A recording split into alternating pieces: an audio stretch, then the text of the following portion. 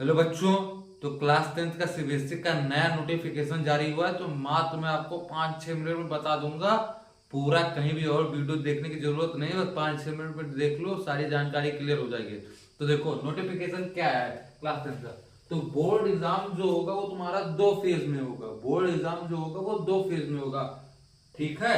और जो पहला फेज होगा जो तुम्हारा हर साल होता है वो मेन एग्जाम होगा, ठीक है। मेन एग्जाम कब होगा?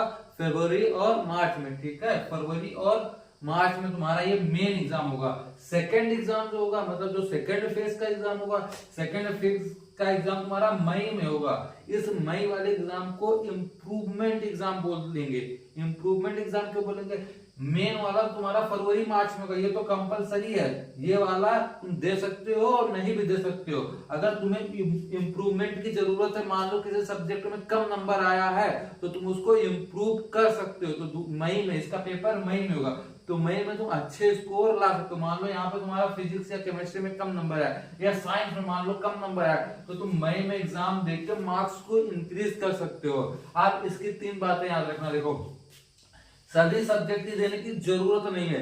जिसमें कम नंबर आए उसी सब्जेक्ट को तुम्हें देना पड़ेगा। मान लो साइंस में कम आए तो साइंस का दे दो, हिंदी में कम आए तो हिंदी का दे दो। तो सारे सब्जेक्ट की देने की जरूरत नहीं पड़ेगी, ठीक है। दूसरा क्या है, जो फाइनल मार्कशीट तुम्हारी बनके तैयार आएगी, जो फाइनल मार्कशीट बनके आएगी उसमें तुम्हारा इसका भी नंबर रहेगा, वो इम्प्रूवमेंट वाले का भी रहेगा, दोनों का नंबर दिखाई देगा। लेकिन ऐड कौन सा होगा? जिसमें तुम्हारे सबसे ज्यादा नंबर होंगे। जिसमें सबसे ज्यादा नंबर होंगे वही मार्कशीट में ऐड होंगे, ठीक है। और देखो उसके बाद इंटरनल या प्रैक्टिकल, जो तुम्हारा प्रैक्टिकल होता है, प्रैक्टिकल एग्जाम या इंटरनल एग्जाम जो स्कूल की तरफ से नंबर दिया जाता है, वो केवल एक ही बार होगा। ये नहीं कि अगर तुम इंप्रूवमेंट एग्जाम दे रहे हो तो तुम्हारा प्रैक्टिकल दोबारा हो। प्रैक्टिकल दोबारा नहीं होगा, प्रैक्टिकल एक ही बार होगा, ठीक है। और उसके बाद देखो best score will be considered, ठीक है। मान लो मेन एग्जाम में कम आया है तुम्हारा किसी सब्जेक्ट में, इंप्रूवमेंट एग्जाम देके तुम उसको उस पेपर के क्वेश्चन को अच्छे से अटेम्प्ट करके नंबर बढ़ा सकते हो। तो जिसमें नंबर ज्यादा होगा फाइनल मार्कशीट में वही तुम्हारा नंबर कंसीडर किया जाएगा, ठीक है। अब देखो एग्जाम सीट, तुम्हारी एग्जाम डेट भी आ चुकी है।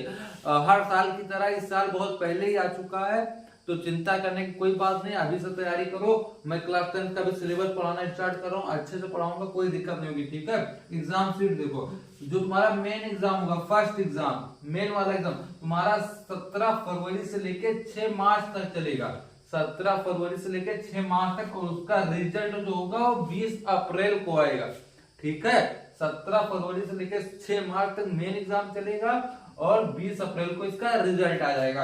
उस पर जब तुम इम्प्रूवमेंट अगर देना चाहो तो इम्प्रूवमेंट एग्जाम की डेट 5 मई से लेके 21 मई तक है, जिसका रिजल्ट 30 जून को आएगा, ठीक है। ये बात हो गई।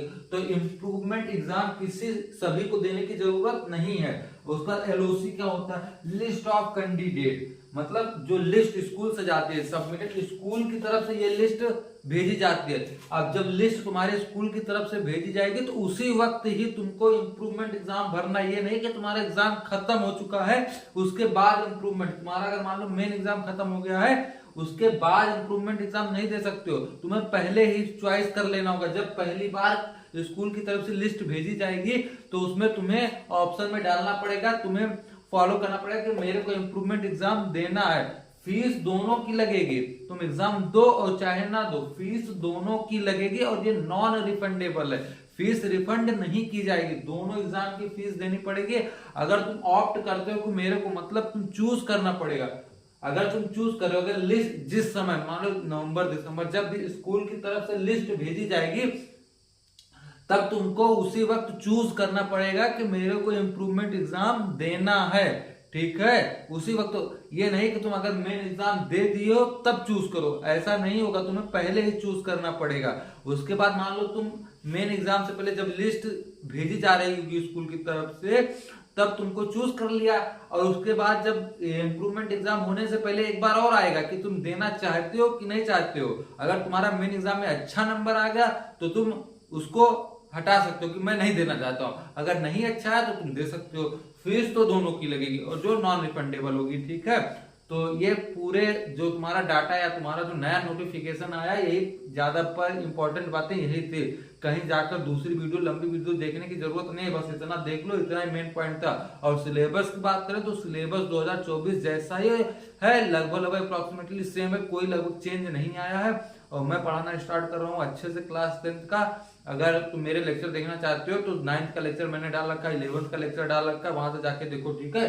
और कोई भी डाउट नोटिफिकेशन हो तो कमेंट बॉक्स में बताओ।